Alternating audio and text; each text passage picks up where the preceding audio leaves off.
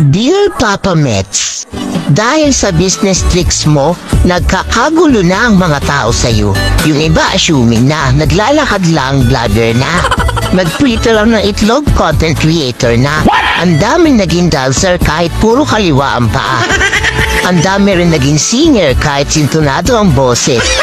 Pati ako naloko sa'yo kung sana umabot sa punto na pati ang kan ko kahiya ako sa post kong kung ano-ano para lang mapansin mo.